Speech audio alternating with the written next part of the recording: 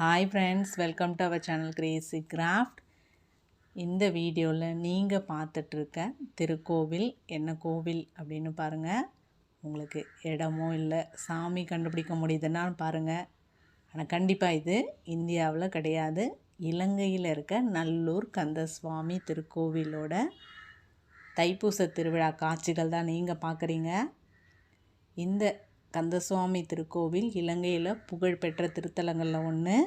இலங்கையில் வடபகுதியில் இருக்க யாழ்ப்பாண குடாநாட்டில் யாழ்ப்பாணத்தில் இருந்து சுமார் 2 மைல் தொலைவில் இருக்க நல்லூர் அப்படிங்கிற இடத்துல இந்த கந்தசுவாமி திருக்கோவில் இருக்குது.